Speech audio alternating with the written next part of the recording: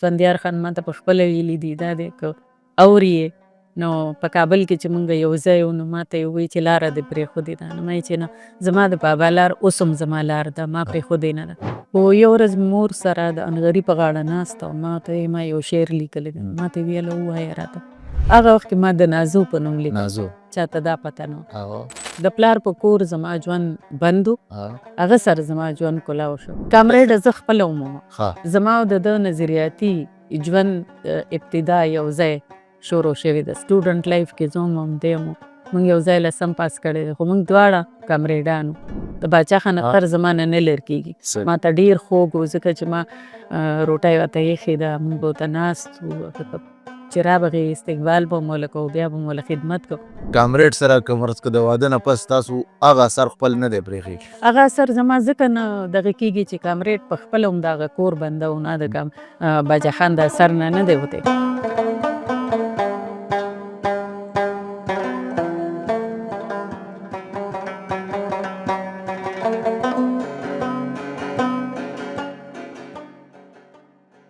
ستړي مه شئ په پروګرام سپېڅلي کردارونو کې نن موږ سره ډېره محترمه مېلمنه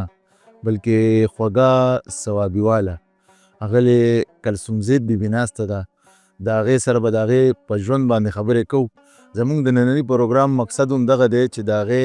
کار او زیار خو الریډي هغه ښکاره دی هر چاته معلوم دی هغه که د ناول په حساب دی که د یو مترجم په حیث دی که د شاعر په حیث دی که د سفرنامه نګار په حیث دی او یا د ادبي هلو ځلو یا د ادب د پروموشن په حیث باندې هغه څونه کار کوي هغه هر چاته معلوم دی هغه په ژوند کې تر دې دمه څنګه راورسېده نو زمونږ نن غواړو چې هغې سره هم په دغه حواله باندې وغږېږو ستړی مه شئ مننه خوشحاله اوسئ ولخو په خیر راغلی او پیژنګلو بس دغه ده چې سوابیواله یم لیکواله یم ښه زیږون که مو خپل دغه کو د ثوابه یم مانیری بره مانیری خدای خدمتګارو په یو سوچه کور کې چې د باچا خان دویم کور بللی شي هلته پیدا شوې یم لویه شوې یم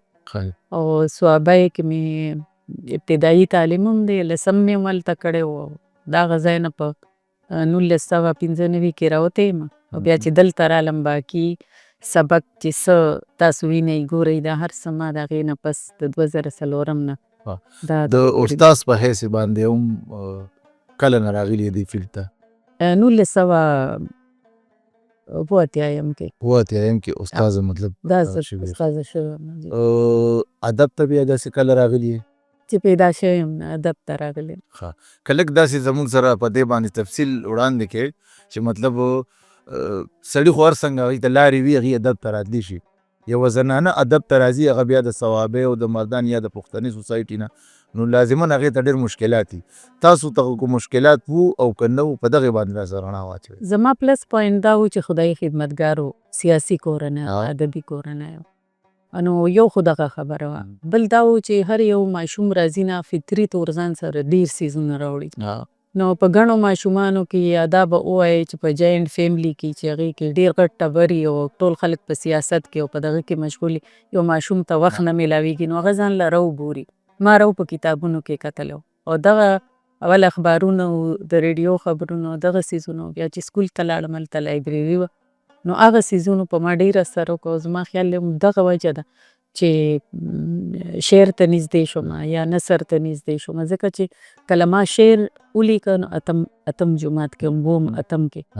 او اردو کې مې ړومبی لیکلی او بیا پښتو کې ولیکه او چې کله مې نثر لیکه نو هغه زه نهم کې وم نو د هغه دور نه دا څیز شروع دی لکه که موږ وګورو پښتون رساله وه هغې ته چې به اول ورځو کې کم خطونه راتلل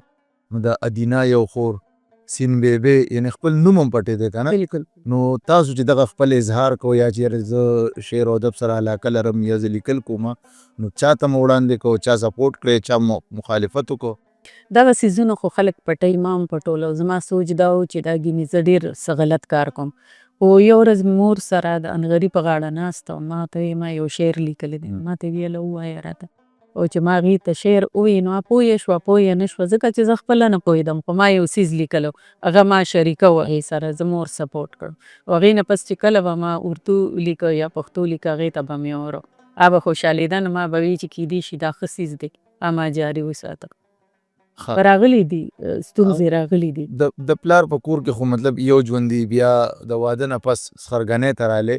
هغې هم مطلب یو شاعر ادیب را واده کړه، نو هلته کې بیا ستاسو د شاعر ادیب په حیث تاسو ته څنګه نظر؟ د پلار په کور کې سوای د مور نه چاته دا پته نه وه چې زه شاعري کوم یا زه ادیبه یم. زه چې را واده شوم نو زما د تره زوی هغه ته را واده شوم. د پلار په کور زما ژوند بند و، هغه سره زما ژوند کلاو شو. خو سټارټ کې هغه سره هم نو ځکه چې هم جاینټ فیملی وه، زما لیور و، زما خواښې وه، زما اندرور وه، زه هلته کې نشم کولی. خو چې کله زه پېښور ته رالم خو د سټارټ نه هغه زه ډېره سپورټ کړی یم. ما په هغه بند ماحول کې هم سیاست کړی دی، بند ماحول کې هم ما لیک کړی دی. زما ډېره ابتدایي شاعري ما هغه وخت کې کړې ده، ابتدایي افسانې ما هغه وخت کې لیکلي. خو بیا داسې وشو چې کله پېښور ته رالم او تاسو تپوس وکړه چې خپل نوم پرې وینم، هغه وخت کې ما د نازو په نوم لیکل، نازو چاته دا پته نه وه. نو د نازو په نوم باندې زما ړومبی کتاب کال 2000 کې راغی، تږې سترګې، او هغې باندې سیف الرحمن سلیم، سیف سلیم راز باغ سریزې مو لیکلي. نو هغې نه هغه وخت کې ما ته اجمل بابا وایي چې ته دې کتاب مخکتنه وکړه، زه به پکې په سټیج کښېنم او دا ما سخته پرده کوله، غټ چیل به مې په سر کړی و، پېښور کې وم، غټ ساده. ما یې چې چېرې نه، زه په ژوند کې په سټیج نه کښېنم نو وام که نه. نو بس دغه حالات. او تاسو وجره سیاسي کورنۍ کې پیدا یم، نو سیاسي کورنۍ خو یو هغه وه چې هغه خدایي خدمتګاره کورنۍ وه، یا چې رالې نو انورزیب صاحب کامریډ دی، د هغې تعلق د پیپلز کامریډ زه خپله ومم. زما او د ده نظریاتي ژوند ابتدا یو ځای شروع شوې ده. سټوډنټ لایف کې زه هم دی هم موږ یو ځای لسم پاس کړی دی، خو موږ دواړه کامریډان. او د خدایي خدمتګارۍ خو دا وه چې باچا خان به ته راته، ولی خان به ته راته، نسیم بیبي به مونږ کره راتله، زبیده بیبي به وه. نو دا وه چې زمونږ د هغوی سره ناستې پاستې د هغوی کره تلل او د هغوی مونږ کره راتلل، او دا پوره لکه یو سیسټم سیاسي. نو هغه خو په شعور او لاشعور دواړو کې بیا پوخ شي. نو کلکوالی او بغاوت او داسې څیزونه راته د هغې نه راغلي. او دا وه چې هلته کې خدایي خدمتګاره وم، نو اوس هم خدایي خدمتګاره یم. د باچا خان سر زما نه نه لرې کېږي. ما ته ډېر خوږ و، ځکه چې ما روټۍ ورته ایښې ده، موږ به ورته ناست وو، هغه ته چې رابغې استقبال به مو ولې کوو، بیا به مو ولې خدمت کوو. نو هغه خو جدا خوند او جدا مزه وه. نو هغه چاپ زما نه نه لرې کېږي. که دنیا کې، پاکستان کې، زما په دې اوسني ژوند کې ډېر خلک راغلي دي، خو هغه سر د باچا خان دی. مطلب د کامریډ سره که فرض که د واده نه پس تاسو هغه اثر خپل نه دی پرېښی؟ هغه اثر زما ځکه نه دغه کېږي چې کامریډ په خپله هم د هغه کور بنده و، نه د باچا خان د اثر نه دی وتی. او چې اوس کوم فیلډ دی د هغه سیاست دی، او دغه کې د هغه ترقي پسندي ده، او دغه شی په دغه کې و، د پیپلز پارټي کې یو د پیپلز پارټۍ یو ګوند، تاسو په ګوند کې یو ګوند دی، یو ګروپ دی، یو نظر دی، فکر دی، ګرو ده چې د هغې دغه نو دغسې. او د هغې د څوري لاندې اوس هم باقاعده تاسو سیاست کوئ؟ زه سیاست صرف دومره کوم چې د ښځې دپاره زه لارې ازادې هم. زما مین چې کوم دغه دی، ځکه چې ښځه د المیو ښکار ده، ښځه د المیو نه جوړه ده، د هغې وجود د اسفیلو ډک دی. او زما خپل چې څومره منډه ده، حالانکې ما ته ډېر رافر وشو چې تاسو راشئ. اسفندیار خان ما ته په خپله ویلي دي، دا دی که اوري یې. نو په کابل کې چې مونږ یو ځای وو، نو ما ته یې ووایي چې لاره دې پرېښودې ده. نو ما چې نه، زما د بابا لار اوس هم زما لار ده، ما پرېښودې نه ده، خو د هغې دغه بدل شوی دی. اوس خو چونکې ټول ژوند هم په پېښور کې وکړو، تاسو هلې ځلې هم کوئ، نوې پېغلې چې هغوی غواړي لکه ستاسو په شان ادب ته راشي، خو کورونو کې ستونزې لري، او مطلب یا د خپل شعر یا د خپل افسانې د خپل ناول اظهار نشي کولی، نو تاسو د هغو دپاره څه وایئ چې یاره هغوی ته څنګه لار پیدا شي او هغوی هغه همت وکړي؟ د معاشرې چې کوم هغه یو خو د معاشرې جایز دغه دی، یو هغه فضول قدغنونه دي، د هغې نه څنګه راوتی شي؟ یو مقصد لري ژوند کې، یا یو فکر نظر واخلي، نو هغه بیا غواړي چې ما هغه منزل ته زه ورسم، لارې ازادې کړم. کله چې زه راووتم، ما وکتل، کله چې موږ دا خویندې د دې لښکرخال جوړ کړ، د دې بنیادي مقصد هم دا و چې نه صرف هغه پیغلې، داسې میرمنې، د خاوندانو ښځې، د بچو میندې ما راویستې او راومې باسلې. تاسو خپله په خپلو سترګو ولیدلې چې هغوی کله موږ 3 وو، نو موږ نن 300 یو، نو خبره دا ده په دې کې 9 کاله سفر موږ وکړ او چې موږ کله هم ما کتلي دي ما چاته اواز ورکړی دی ایون تر دې چې ما د هغوی کور والو سره رابطه کړې ده نو ما ته وایي بیبي چې ته به سره یې نو زموږ غم نشته موږ فکر نه کوو په دې باندې زه پیغلو ته دغه ښځو خو د خاوندانو سپورټ دی یا زما مرسته د ورسره هغوی راوځي ده خو هغه جینکۍ کمې چې په حقیقت کې لیک غواړي هغوی کار کول غواړي نو زما ډېرې خوښې دي او هغوی ته زه همیشه ما خبره کړې هم ده او بیا بار بار زه هغوی ته دا وایم چې راوځئ د کور نه خو کوم اعتبار یا اعتماد چې تاسو باندې پلار بور خاوند زوی کړی دی هغه مه ماتوئ اکثر دا خبره ما نه تپوس کېږي نو زه ورته وایم چې ما مخې ته یو لکیره راایستې ده زه نه کراس کوم که هغه لکیره زه کراس کم نو زه به کلثوم زیب نه یم بیا به ما نه بل څه جوړېږي او کومې جینکۍ چې هغه د دې فیم دپاره صرف څه بل طرف ووتې یا لاړې سره ډېر غلط اثر پرې صرف ټیک ټاک نه دی اینی سوشل میډیا په هغې باندې لاړې هغې خپله پښتو هېره کړه هغوی ادب هېر کړه هغوی لومړی خو زموږ پښتو ده زموږ وجود د پښتو نه جوړ دی موږ اوسو په خپل پښتني چوکاټ کې نو چې کله موږ چوکاټ زخمي کوو زموږ شخصیت خپله زخمي کېږي نو هغه جینکو سره نه زه رابطه کوم نه زه د هغوی نه ډډه کوم ځکه چې زه تور سره یم بل هغې په سوشل میډیا دومره مخې ته یو پلیټ فارم باندې موجود دی چې که شاته څوک غواړي چې زما لور خور د شاعر ادیبه جوړه شي خو چې هغې ته ګوري او هغې ته بیا د خلکو کم رد عمل دغه دا ژوند خبره دا ده چې زه د پښتني لارې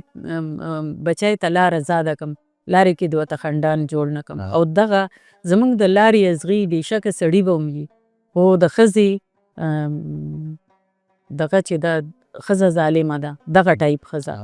نو هغه زه اکثر دغه وایم چې ښځه ښځې ته نقصان رسوي نو دغه ټایپ جینکۍ چې د معمولي فیم دپاره یا د یو څو فالوورز دپاره یا د څو پیسو دپاره خپل دا هر څه هېر کړي بلې پښتنې خور ته لارې بندې کړي د دې دور د یزید نه کمه نه ده خویندو ادبي لښکر تاسو ذکر هم کو حقیقت کې په پښتونخوا کې د زنانو لښکر دی او د هغې په شا باندې تاسو یو مضبوط دیوال ولاړ یې بلکې د هغې باني هم یې د شعر او ادب سره سره پیغلو ته نورې لارې هم ښایي چې مطلب د هغوی روزګار یا د هغوی په معاشره کې د هغوی دپاره څه داسې څه پلاننګ لري دغه ته خو زموږ خیال دی خو کومه پورې چې د لیک خبره ده نو تاسو ته پته ده د دې خویندې ادبي لښکر دا درېیم کال دی چې موږ یو ګڼه عمره وباسو دردانې په نوم باندې نو د هغې په ذریعه موږ غواړو چې دا په لیک کې کمې جینکۍ دي دغه شي بیا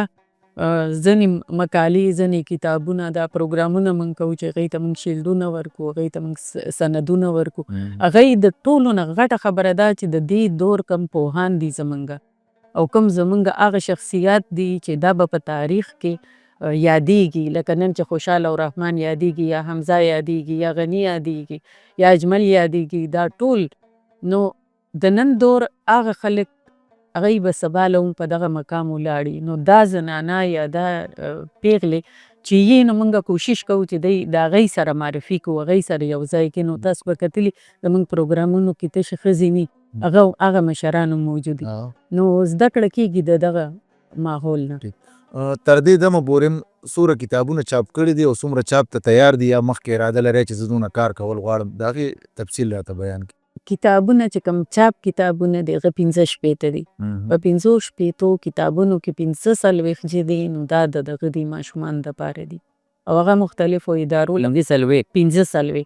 دا ما لیکلي دي او دا چاپ شوي دي او دا مختلفو سکولونو کې ویلی شي د بیگ بکس په نوم باندې بل چې دی دا باقي پاتې دي په دې کې تحقیق هم دی دې کې تالیف هم دی په دې کې افسانې هم دي په دې کې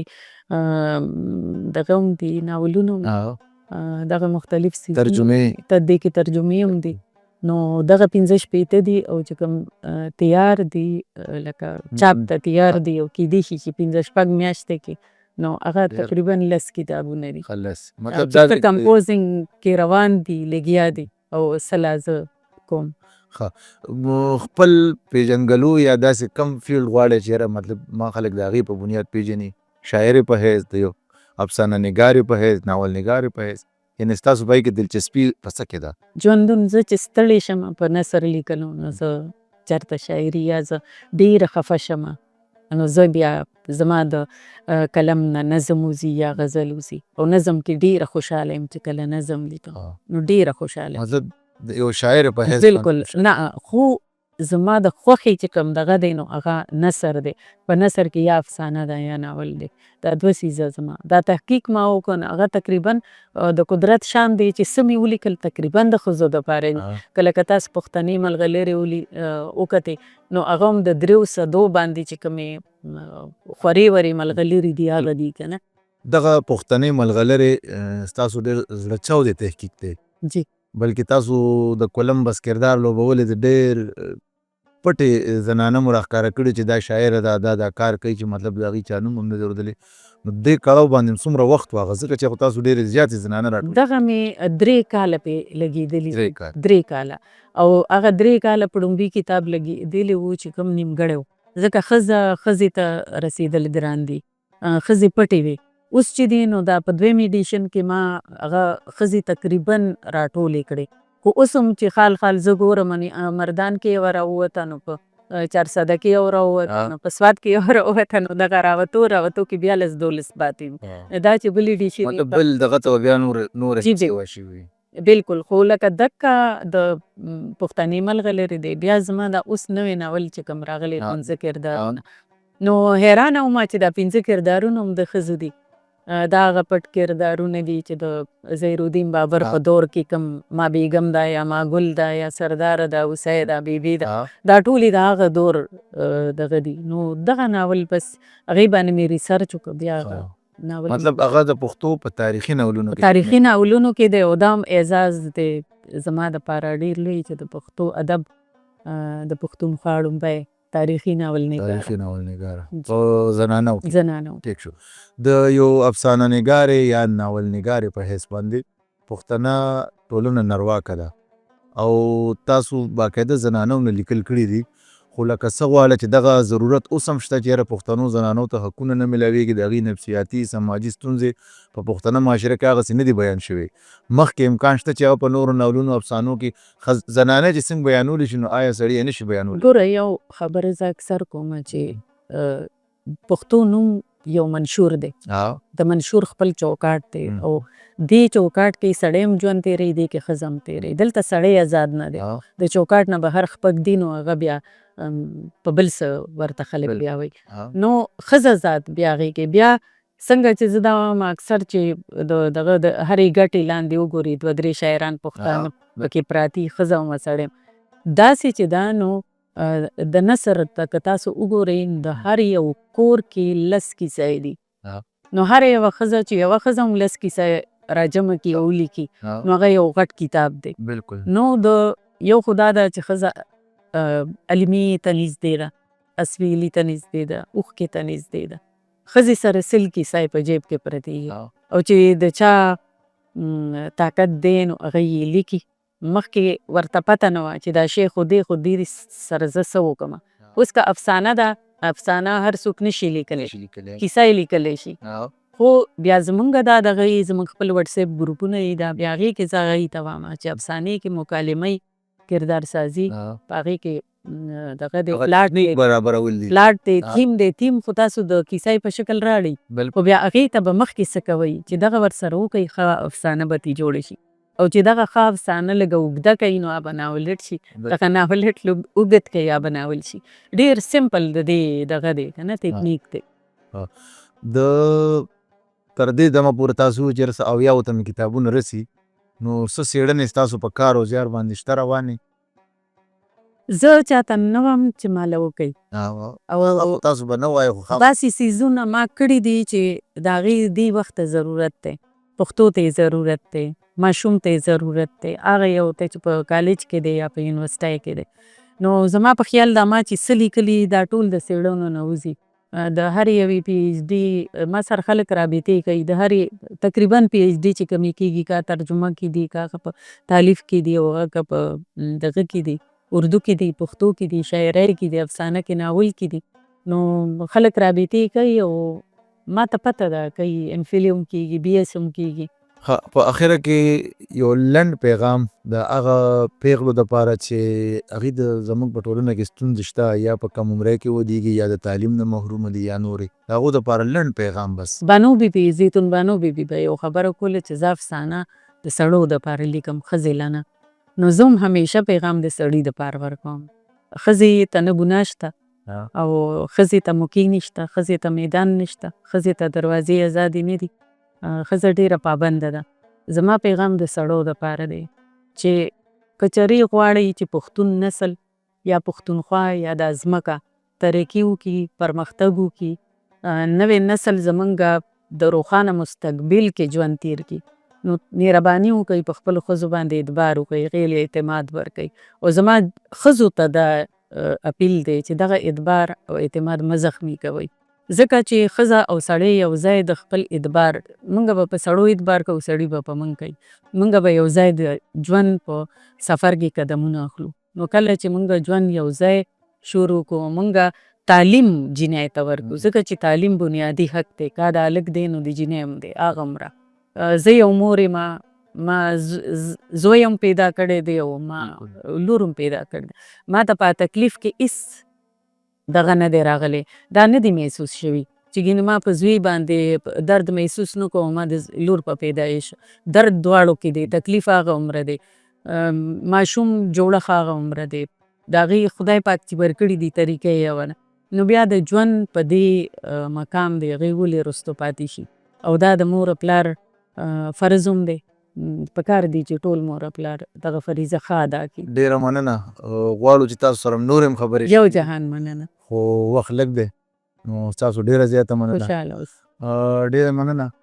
مینوالو، زموږ د سپېڅلي کردارونو پروګرام دغه هڅه چې موږ غواړو چې په هغې کې د پښتونخوا نوموړي شاعران، ادیبان، هنرمندان او د ژوند د نورو شعبو سره تړلي خلک راولو، د هغې په ژوند، فن او شخصیت باندې خبرې وکړو. تر دې دمه زموږ پروګرام سر ته رسېدلی دی. د الله په امان.